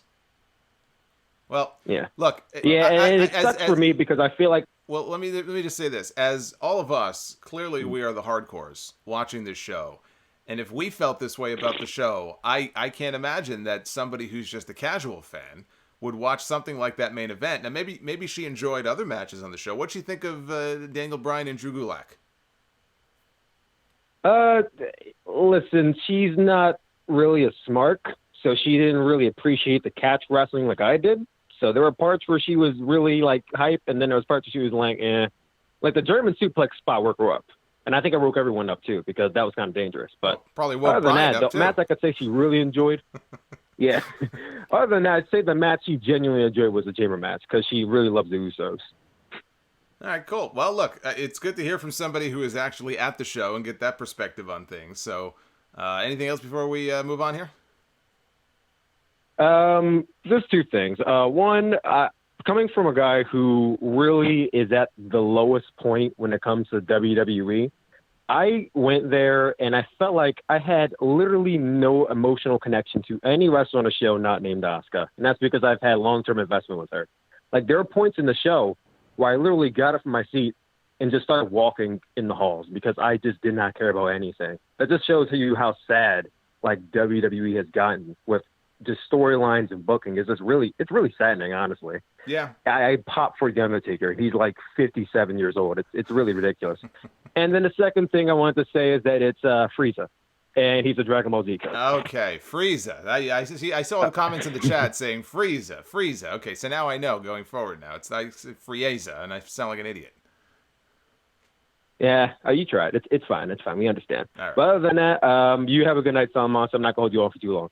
All right, you too. Thank you very much. That was Frieza, Lord Frieza. See, I've been smartened up officially now. Now I don't sound like a moron every time. Although there were two people in the chat who said, no, keep saying it. Say Frieza. It's funny. I will do no such thing. Just Incredible, 00. Thank you for the $5. BM Chamblay with the $5 as well. Said he accidentally fell asleep. Marcus Metcalf, thank you. Deacon Batista, thank you for the $5. And holy shit. No, that's not his name. But Shai Lu with the $100 donation. I wish I had that freaking siren sound effect because I'd be banging that thing right now like crazy. Holy shit. His question is, which was worse? Or a worse pay-per-view? Hell in a Cell 2019 or Elimination Chamber 2020?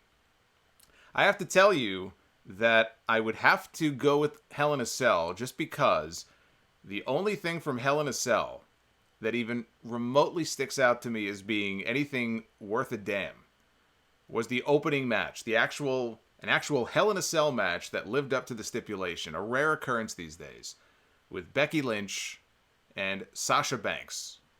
That was an excellent match. Everything else is a blur, and the main event was just beyond atrocious. That main event made me angry. This main event tonight made me scratch my head. And I just felt nothing but apathy. I didn't feel anger. I felt apathy. So I have to say Hell in a Cell was far worse. But thank you for the $100 super chat. You are the man. Say Goldberg. Remember, Bobby Heenan used to say Goldberg is the man. Shai Lu is the man. Let's take another caller here. Let's go to 716. You're on the air. Good evening, Solomonster. How you doing tonight? I'm doing very well, sir. Who am I talking to? Oh, this is Dan from Niagara Falls, New York, and still awake. All right, well, we're all awake right now. It's getting almost midnight. Not midnight yet. See, this is daylight savings weekend, so we all lost an hour of sleep, so we're all cranky right now. No. I don't know if it's a good thing or bad. I would say it's a good thing. I was actually looking more forward to this live stream that was the pay-per-view. There's nothing bad about that. No complaints out of me. Oh, man. At least I'm trying to give you guys. Look, this is a free stream. I love all the people who are donating, but this is a free stream. You don't even have to pay $9.99 a month for this stream, and I'm giving you more bang for your buck than WWE did tonight. So you're all ahead of the game. God. I couldn't imagine paying $50 for this. I mean, I actually bought, like, you know, even like with the AEW shows, like Revolution, I'm like, oh, is this worth $50? And I go back and, yeah, that was a good show, and I'm satisfied. It was money well spent. I could imagine paying $50 for this. Well, the Drew Gulak. Well, I was just going to say real quick, that's kind of the problem here is that because all the pay-per-views now are just priced, you know, $9.99. It almost just feels like they just coast. Because they know they don't have to put their best foot forward like maybe they would if it was a $50 pay-per-view. Oh, it's just $9.99. It's just another show. And that's part of the reason why these pay-per-views don't feel special the way that they used to. But go ahead. Oh, yeah, no. I mean, the build-up for this was almost non-existent. I mean, AEW did have, like, those 3 weeks prior, and they had good build-up and stuff. But outside of the Daniel Bryan Drew Gulak match, which I thought was actually pretty sound technically and stuff, that main event was more of an angle than it was really a main event. And, you know, my condolences to Shayna Baszler in Philadelphia. I mean, this has got to be probably the most boring thing they've seen since that Battleground pay-per-view with Jinder Mahal and Randy Orton in that Punjabi prison match. Don't remind me of that. My apologies, sir. Oh, no. But I guess some... The only question I have is, like, you know, Friday the 13th is actually around the corner and stuff. I remember you ranking, like, the Halloween movies and stuff. You ever consider ranking the Friday the 13th movies since you share, you know, first name with another Mr. Voorhees? I do share a name with Mr. Voorhees. I feel like I've done this before, though. I feel there was probably a podcast sometime in the last few years where I think I ranked them. I mean, I could be wrong on that. I'd have to think about that a little bit. I know part 3 is one of my favorites because he gets the mask. He gets the hockey mask in that one. And I'd have to think about that. But I'm open to doing it if somebody wants to send the question in. I've seen all the Friday the 13th movies, including the reboot that they did a few years ago, and all of the Halloween movies. I have not seen all of the Nightmare on Elm Street movies. I was not really a big Freddy guy. I hear you. But I guess just one more question, I'll let you go. This probably doesn't relate to the pay-per-view, but, like, 2 potential matches, like, given if Roman Reigns and Drew McIntyre win their matches out of WrestleMania, which potential matches would you look the most forward to? Roman Reigns versus Keith Lee or Drew McIntyre versus Walter? Roman Reigns and Keith Lee or Drew McIntyre and Walter. Me personally, I would probably say Roman Reigns and Keith Lee, more so just to see Keith Lee in a prominent spot on the main roster. I'm also a little worried, you know, whether or not they would look at him as being, you know, somebody who is a main eventer in their eyes. All I know is he was in the Royal Rumble match, and he got a great reaction. And they treated him with respect in that Royal Rumble. Brock Lesnar had this look on his face. Ooh, look at this big boy coming out. And he even bumped for him. I'd like to see Keith Lee in a prominent spot. But Drew and Walter could be a fun match, too. I'm really looking forward to Finn Balor and Walter. I don't know if they're doing it in Tampa. I would hold off and do it in Dublin. A month later, they're going to be in Dublin for a UK takeover show. That's going to be a hot match. I'm looking forward to that match. And who knows? Finn may be back on the main roster in the next few months. You know, I don't know that he's going to be down in NXT long term. I mean, I guess he could be if he beats Walter and takes the UK title. We may see Finn Balor back on Raw or SmackDown in the next few months. Let's go to 404. You're on the air. Hey, what's going on? What's going on, man? Hey, this is Jay from Atlanta. Hey, Jay. Hey, I didn't see the entire event live as it was going on, but I did see some of the show, and I simulcasted the watch-along that WWE had on their YouTube channel with some of their matches, like the Smackdown Tag Team Championship Elimination Chamber match And Mandy Rose was actually on the watch along with her commentary. Well, what did she have to Quite say? convenient that. Well, what she had to say about Go ahead. the chamber match with the Otis stuff? Did she have anything to say about that? She was deflecting mostly because she didn't want to get in too deep about the subject. She tried to spin doctor the situation. So it was boring then. As soon as it was a boring watch along. A boring, pointless watch. But even the watch along tonight was pointless on their YouTube channel. And they had Ricochet on there, which should tell you the sad state of affairs that they have him. Rick O'Shea. You talk about that's gonna be a real draw on the YouTube show. Ricochet, whose value has never been lower than it is today. Ricochet, they have Ricochet on there. That's great. That's great. Did he have a like a bag over his head with little holes cut in so he can see through it? Oh, he wasn't looking like a New Orleans Saints fan from 1980, back when they were sorry. He should have had a bag on his head. That's just something.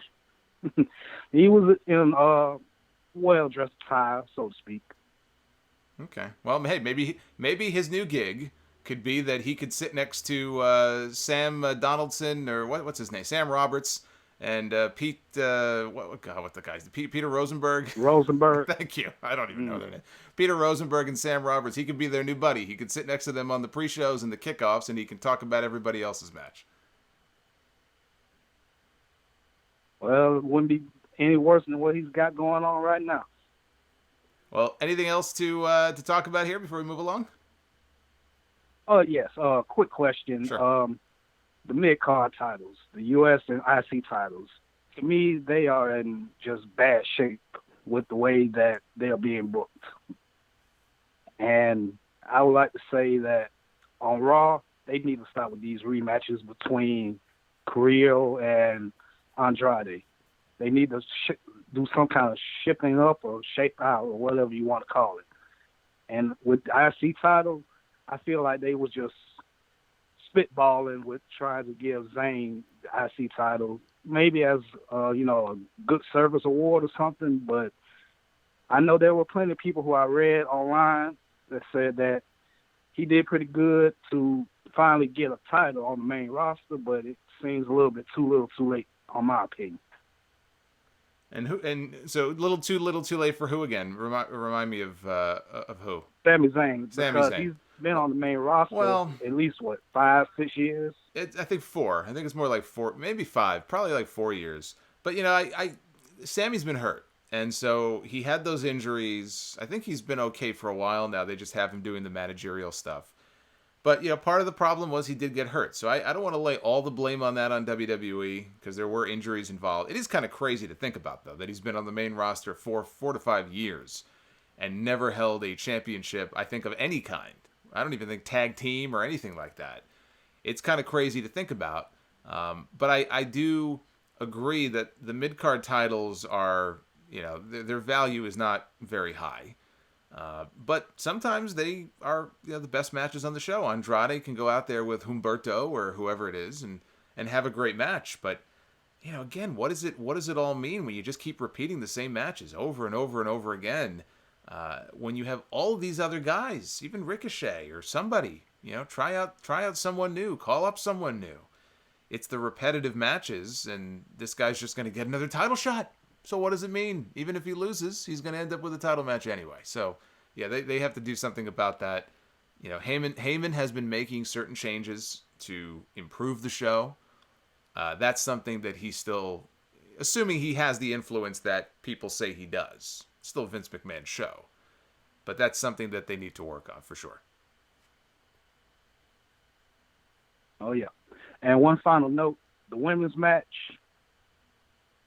if Heyman had anything to do with that, he's going to have to go all in with Baszler because the way that she was booked tonight, obviously, if she looks weak in any way, shape, or form before WrestleMania, it's going to be egg on his face when they try to put the bill together for her versus Becky. Well, I mean, the deal's going to be put together tomorrow night. I mean, they pretty much have their match at WrestleMania, so now their job is to make it interesting. I mean, I don't know why they couldn't just tell the story of, listen, she's run through everybody in NXT. Becky's running her mouth. I'm here to shut you up, and I'm here to get a little bit of revenge for what you did to my friend a year ago at WrestleMania. You screwed Ronda Rousey out of the Raw Women's title. That title doesn't belong to you. I'm doing this for Ronda. I'm doing this for me. I'm taking that title from you. Instead, she debuted on TV. She's like a fucking vampire. She's taken a chunk out of this woman's neck. And that was weird. Okay, I guess he wanted her to make a statement of some kind. All right, well, he got people talking. Now they've got to come up with something compelling these next few weeks. She's going out there. Becky Lynch is walking out last week dressed up like Elton John. She's got the fur coat on and the big sunglasses and Jerry Lawler's crown on her head. You know, I don't know what's going on. I don't know what's going on. Becky Lynch was in the main event of WrestleMania last year. Becky Lynch should not be touching the main event. Becky Lynch should be opening the show with Shayna Baszler at WrestleMania this year. So they've got 4 weeks to come up with some compelling reason for people to want to get behind this match. Well, right now it's easier said than done. That's all I can say. It is. All right, I'm going to let you go, my friend. Thank you for the questions. I appreciate it. All right, have a good one. All right, you too. Man, I am not feeling this Becky. He brings up a great point. You know, a year ago, I was down, man. I was into the whole Becky Lynch, Ronda Rousey thing. Then they put Charlotte in there. I'm like, yeah, whatever. All right. But, all right, cool. Whatever. We still get Becky and Ronda. They had a personal issue going, all the back and forth on social media. And I had a genuine interest in seeing how this match was going to play out. Ronda Rousey had some, she had some good matches in the company. It wasn't like she was going out there and embarrassing herself. And here we are a year later, and I cannot bring myself to care about what they have Becky Lynch doing. So, yeah, I hope they can come up with something engaging and fun as far as building this matchup over these next few weeks. Let's go to, I believe, the state of Ohio. 216, you're on the air. Yo, what's going on, Solomonster? It's the Lake Erie Heartthrob. Big fan. I've been listening to you for the last 7 or 8 years. I think the show was absolutely horrible. I think the Women's Chamber match honestly should have opened. The Smackdown Chamber for the tag belt should have closed the show. It was just awkward just seeing Shayna just parade around in the ring for about a minute and a half. They should have had a sole survivor in that whole match with her to the end, kind of like, make it like a three-way dance. But I don't know, man. Like the direction of this company right now, it's going downhill. And I hope after WrestleMania, the whole reset button, that's real. But I don't see it happening. But keep it up, brother, man. You do good content. You have good work, and thank you for taking my call. Thank you, man. I appreciate that. Yeah, after WrestleMania, there's been rumors of maybe another draft. Maybe they'll shake up the roster a little bit. I haven't heard anything of late about that, but that was being talked about a few weeks ago. But is that really going to accomplish anything? Just to shake the rosters up again? All right, so you know what that's like? You ever play Words with Friends or any kind of Scrabble any kind of Scrabble type game, right? You got your letters in front of you. You can push a button that kind of shakes up all the letters. That's kind of like what they do when they reshuffle the rosters. All right, well, so what? You still have the same letters. It's all about how you put them together. So let's say they do another draft, right? I don't even think they called any NXT people up last time. They just reshuffled the deck. It's going to take more than reshuffling the deck to get people to, be engaged. Just come up with good stories. That's really what it all boils down to. That's what it always boils down to. Anything else is just window dressing. 618. You're on the air. 618. Hey, Jamal here. Hey, Jamal. I have something. I was saying something.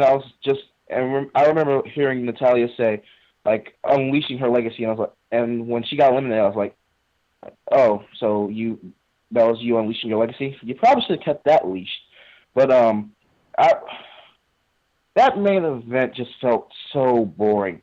I felt like when there was like that one of those long pauses, I literally went down on my phone, went to Twitter, read some tweets, looked back up, and it still felt like there was like a whole minute left.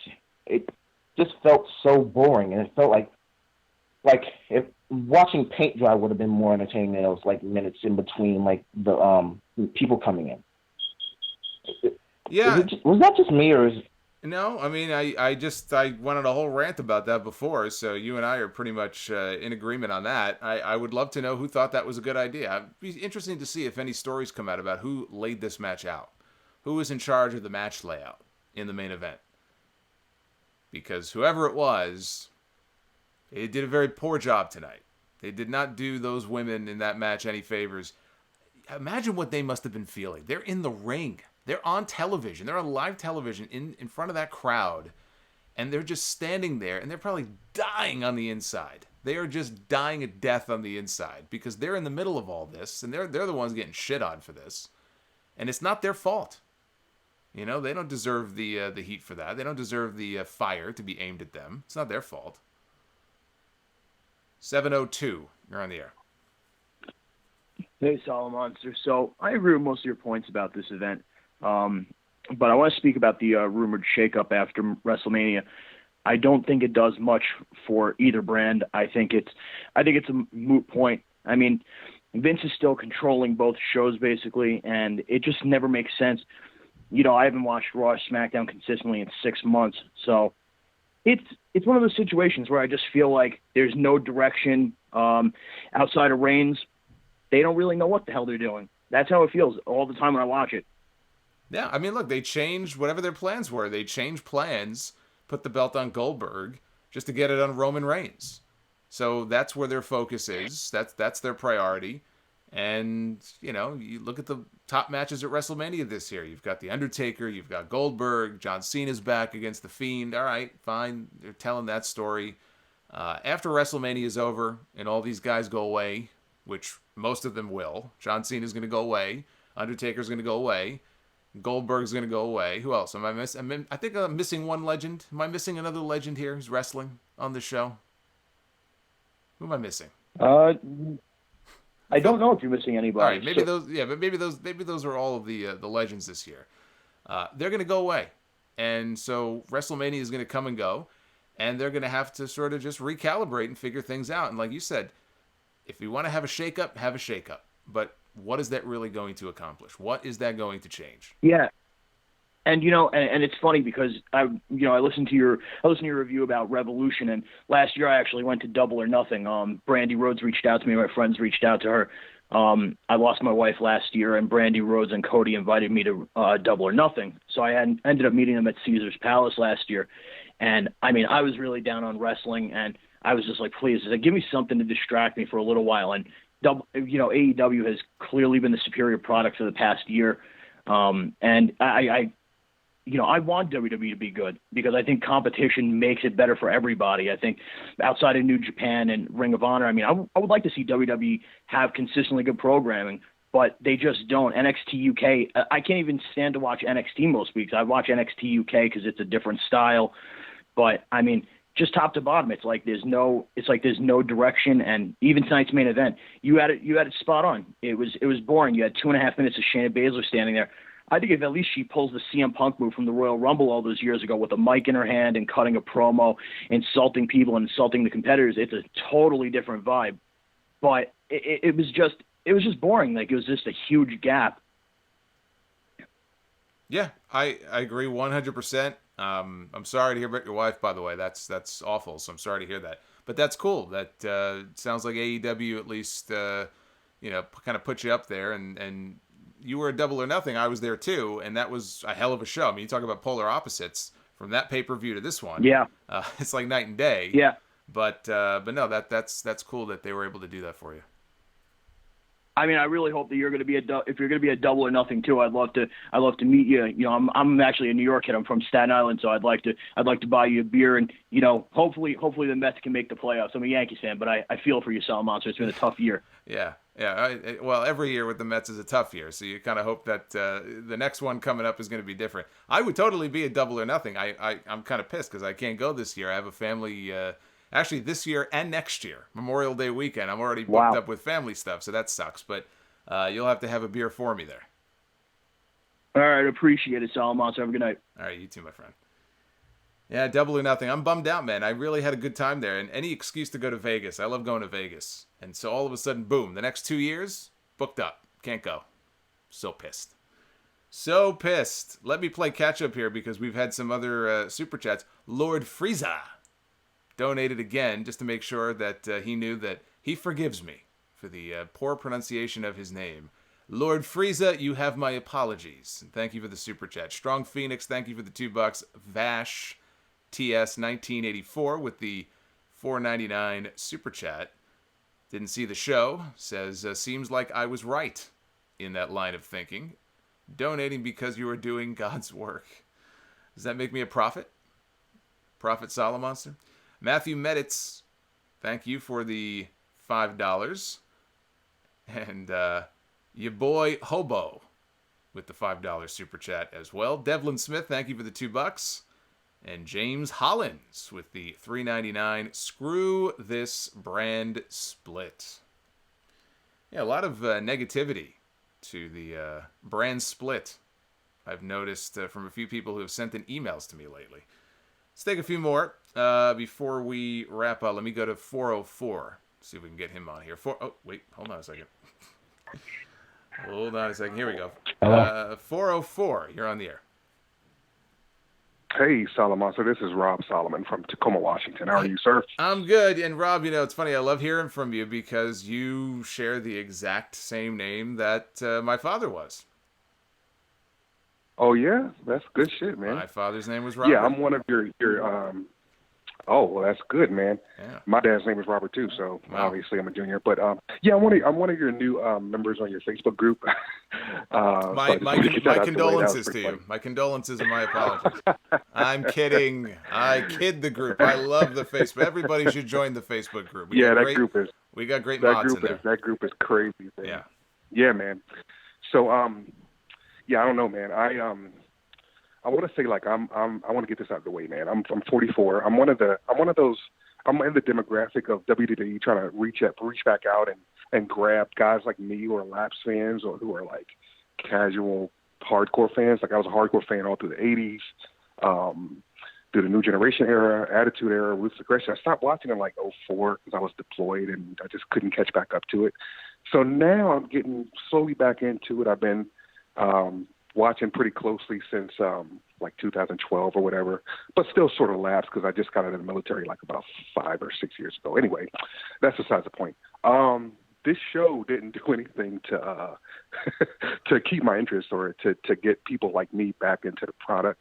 Other than a couple matches I was really looking forward to. Gulak, Bryan was pretty good. They put on a great match. I don't know if you saw the post-match interview Bryan did. It was on YouTube about how I didn't see it. He was big enough that he was giving props to Gulak and like giving him a good rub, and then he was like, "Oh, I think I'm going to reach out and get his help." So I think they're going to either be a tag team or something. I don't know, man. And it was weird, but overall the show moved weird. Like, it was a weird like pace to the show. Like, I don't know. It was something missing about this show. Yeah, well, I mean, just the match order. Just again, looking back on it, I can understand them wanting to end with a chamber match because the name of the show is Elimination Chamber. The caller a couple minutes ago made a good point.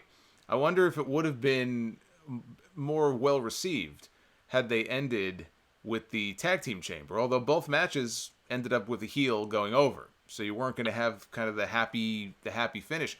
If it were up to me, looking back, I mean, 2020's hindsight, I'm looking at this pay-per-view, I'm ending the show with AJ and Aleister Black because, after the Undertaker response and then Aleister Black hitting the Black Mass, and, he's getting more and more over each week, and have the babyface go over there to end the show. You know what? All things being equal, I don't know that I wouldn't have ended the show with that match in the main event. Yeah, I agree. I mean, in a perfect world, it would have been great to end the show with Black and Styles, but if it were for a title, I just felt like the Undertaker's entrance was, which predictability is not bad all the time. You always say that on your podcast, that sometimes predictability is good, but I just don't think that people give a shit about the Undertaker anymore. And with that being said, I think it that didn't sound that way tonight. I mean, he got the biggest pop on the entire show. No. Well, he probably got the biggest pop by default because everything else sucked. Well, for the most part, maybe. But I don't know about people that. People still like to. They still like to hear the gong. It's very nostalgic to hear the gong. They do. They like the Undertaker's dong. Absolutely, I agree with that. They talk. As far as the main event, though, I might be in the minority. I didn't like it, but at the same time, I didn't mind Shayna, like, kind of in there like a shark, just kind of circling around, waiting for Asuka. I think it kind of built up some anticipation between her and Asuka. They've been having some static, some smoke, if you will, for the last week or so, which I think.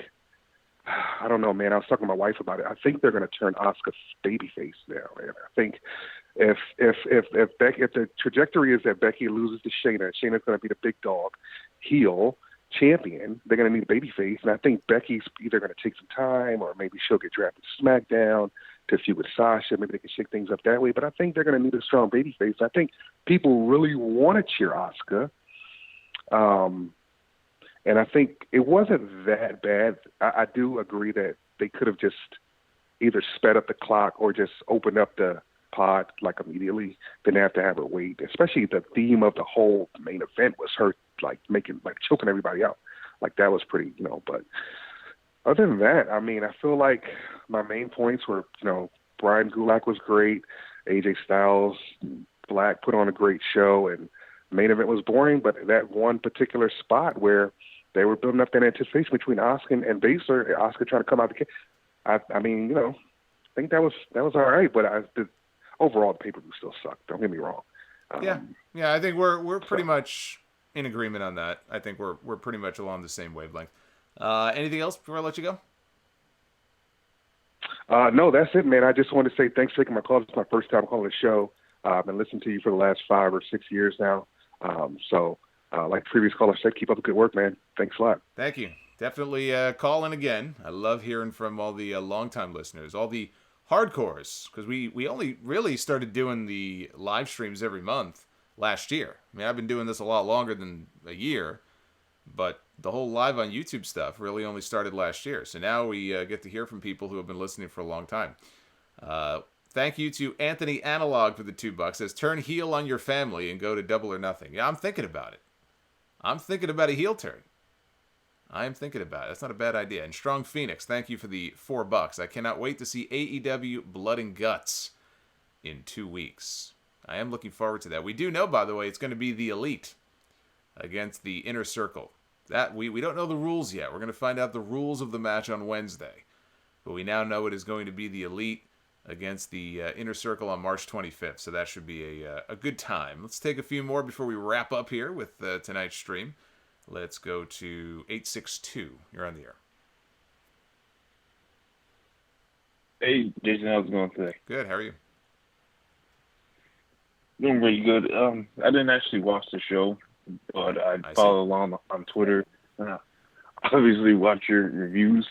I just wanted to bring up the fact that I watch these shows and I just been following along, and just to see WWE fall so low to the point where I kind of don't even care about WrestleMania, and I'm sort of thinking about skipping out on it completely, but I sort of have to watch it because, who doesn't want to watch WrestleMania?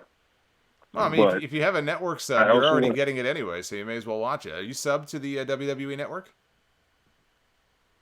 Yeah. Okay. Well, look, WrestleMania is a long show. You don't have to watch the whole thing, but even the people who say, I'm not really into WrestleMania, they're going to tune in to check out some of the key matches, and as soon as they see something they don't like, they'll turn it off. That's all. But if you're already getting it on the network, you're paying whatever it is, $9.99 a month, you may as well check out at least some of the key matches on the show. Oh, yeah, absolutely. And, it also brought me back to the point you was making about a week ago. You talked about WWE over-relying on, the legends and the part-times, which I definitely agree. They do over-rely on these guys, but at the same time, I look at the main roster. I can't help but not care about anybody.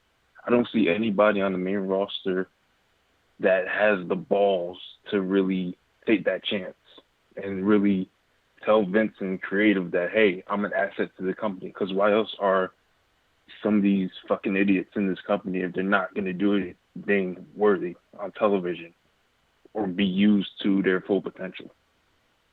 Yeah, I got done talking earlier about Ricochet and was kind of laughing about it. But again, it's sad because Ricochet is he's like an uber talented guy. He can do things that very few, if anyone else, can do in between the ropes. He built his reputation on being able to just do all these sensational things that must see. This guy's like a video game character come to life. So athletic.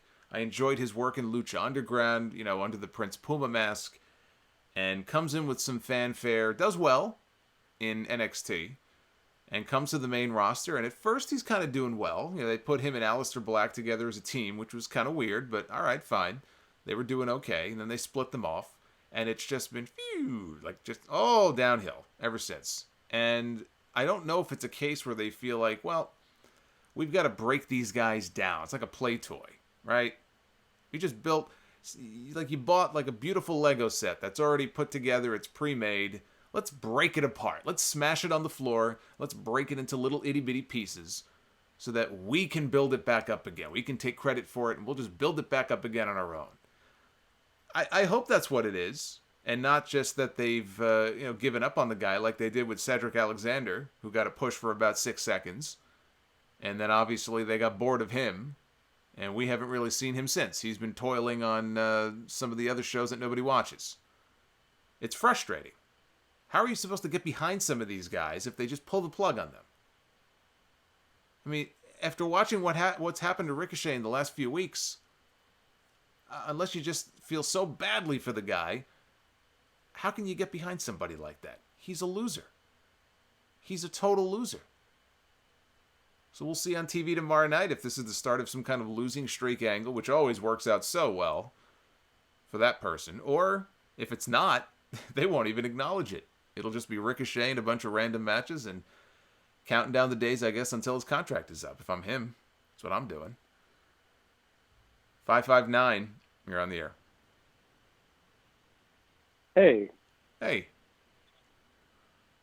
Okay. Hey, I'm Mauricio from Early Mart. Who am I talking to? Hello?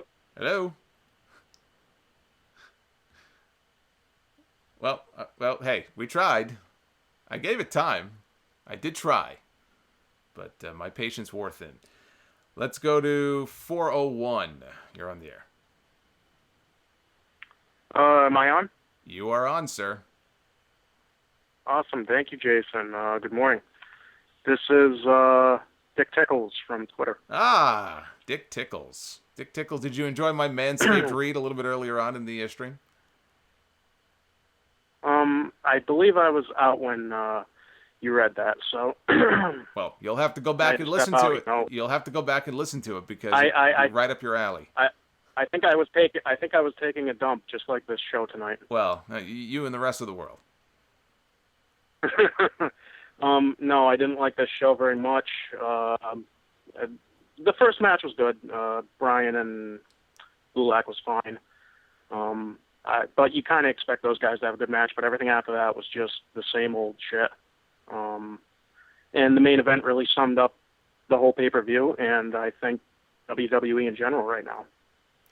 Yeah, it's too bad because, again, Elimination Chamber used to be a show that actually was pretty good, and people would look forward to it, and you'd have some kick-ass matches, and now it's just, at least this year, just a complete afterthought of a show. And not just this year. It's been, for the past few years. Yeah, but you know what? There have been some chamber matches in the last few years that I've really enjoyed. I thought were excellent, and I can't say that about either one tonight. I thought the tag one was good, but neither one of them was really anything out of this world. Well, I'm speaking from the perspective of like chamber matches from the early 2000s, mid 2000s, but everything in comparison, everything compared today to then isn't going to hold up. But last year's chamber matches were okay.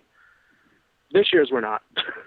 Yeah, I agree. I mean, you get no argument out of me. Anything else strike you watching the show tonight? Just the overall apathy of the product right now, and it's affecting all three brands, NXT included. I used to watch NXT. Since AEW came on Wednesday nights, I just watch that now, and I love AEW to death. Yeah, it's just nice to have. They're not perfect, but they're great. No, there's no such thing as a perfect. Even Lucha Underground. I mean, I love Lucha Underground, but it wasn't perfect. But it's just nice to have. You know what would be nicer though? What would be nicer? And I get that AEW doesn't do the kind of numbers that Raw does. People throw that in the face of the AEW fans. Well, SmackDown did 2.4 million. Soon. Well, yeah, but the point is, I wish they could narrow that gap a little bit, because then it would show WWE that there is an appetite for that kind of product. I don't want to make it sound like AEW is the complete opposite of WWE, but what they're doing a good job with it. And so WWE needs to channel some of that. There's just a certain urgency to that show, and it's got a certain life to it that is lacking from a lot of these WWE shows. Yeah. It's just missing. Yeah, life is a good way to put it, because, I'll just throw out like past 8-10 weeks of WWE. It just, it's on. I try to pay attention, but it's extremely difficult to. But AEW, man, when I get home, that's the first thing that I put on when I get home from work, because it's just a superior product. And as for the ratings, I mean, maybe in the next couple years, AEW will get to like 1.5 million viewers. But what's going to happen is that Raw, SmackDown, by the end of this year, they're both going to be below 2 million every week with the way it's going. Well, people have been saying that the last couple of years, and they haven't dipped yet. I mean, they've got their base. I think that base is going to be there no matter what. I think it's just people that they have their bar, and they're going to watch no matter what, no matter how good or bad it is.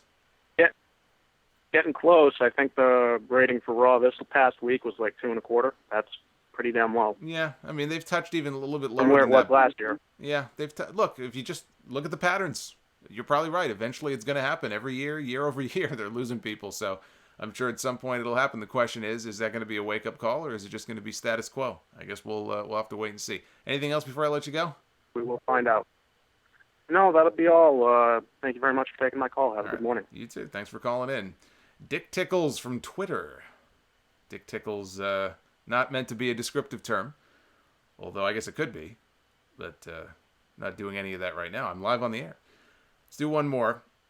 Let's see. Let's make it a good one here. Let's go to the Midwest. I guess would this be Midwest? I don't know. Area code 816. I don't know. 816. Is that the Midwest?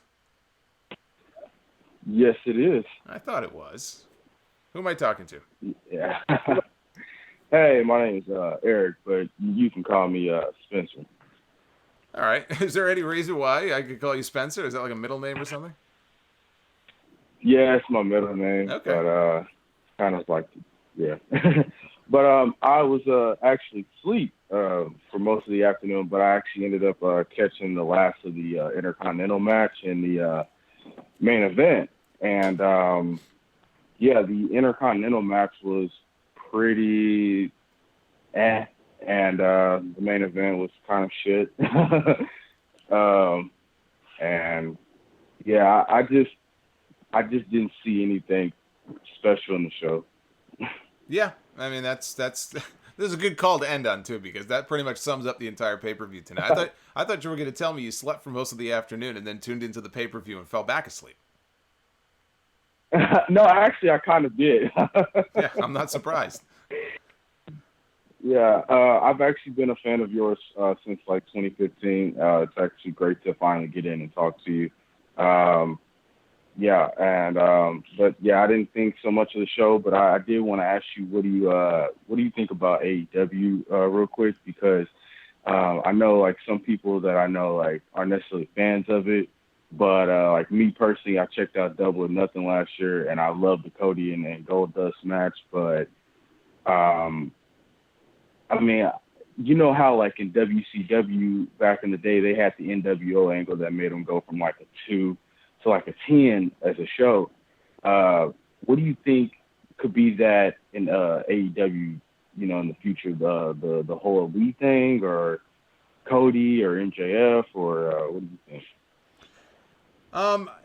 When you say went from a 2 to a 10, I don't know if you're talking about the quality of the show. First of all, some people would argue if they actually went from a 2 to a 10. The numbers certainly exploded. I don't see that happening. I don't think there's anything they can do to make that happen. I just think those days are over. And look, TV has changed. There's a lot more channels. A lot of people are cutting the cord. It's a very real thing. People can't look at it and go, man, when's wrestling going to get back to like 6s and 7s? The answer is never. It will never, ever happen.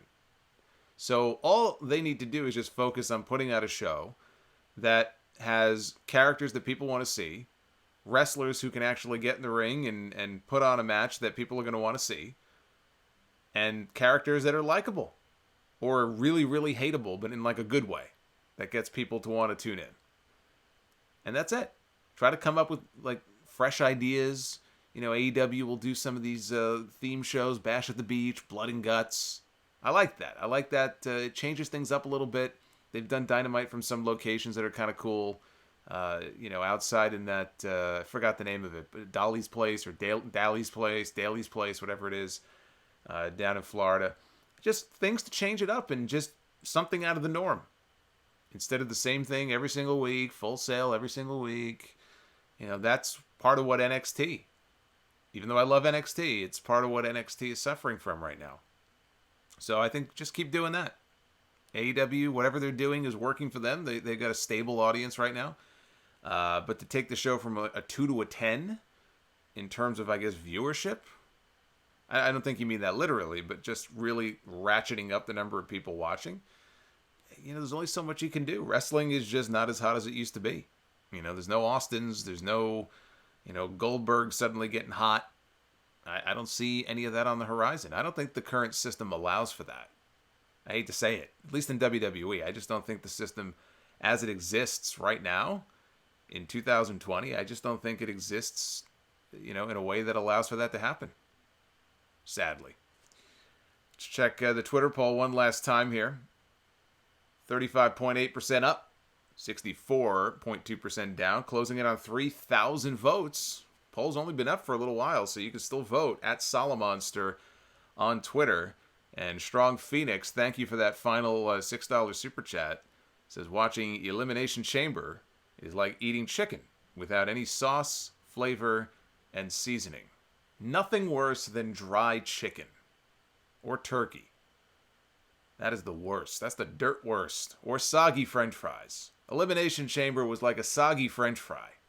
How's that for an analogy? I'm going to be back with a Dynamite live stream this Wednesday night after the AEW show, so I hope all of you will come on back and join me then. And of course, a brand new podcast dropped today, so if you're not satisfied with enough sound off here tonight, you got 2.5 hours more of my voice that you can listen to. Episode 642 dropped earlier, talked about all the new Dark Side of the Ring episodes coming up here in Season 2 on Vice. Really looking forward to that show coming back. And we get into a whole bunch of other stuff as well, including the Observer Awards this week. Yeah, I think some people have this misconception. They hear Wrestling Observer Awards, and they're like, Meltzer, who cares? As if he voted. I mean, he probably cast his vote like everybody else did. But I think people have this misconception that it's just him handing out awards. These awards are voted on by the readers. Now, the readers, there may be groupthink involved here, where a lot of the readers think like he does. But it's not voted on by him. It's voted on by the readers and by wrestlers and people in the industry who do read his content and do vote. So I just want to clear that up. And to some people, it's a big deal every year. So I decided to cover it and ask the question. Somebody asked me, is Chris Jericho, in your opinion, in the top 10 greatest of all time in wrestling? Does he crack, in your opinion, the top 10 greatest of all time? And I had to think about that, and I came to a conclusion. I listed my personal top 10 of all time at the end of the show this week. I'm not going to tell you what it is. I want you to go back and listen. And it'll also be hitting the YouTube channel in the next couple of days. So that's episode 642. Go back and check that out if you missed it. And I will see you back here for the Dynamite live stream on Wednesday. Everybody have a good night. Get some sleep. Get some shut-eye. I'm going to go watch some Lord Frieza and hit the hay. Have a good night, everybody. I'll see you on Wednesday.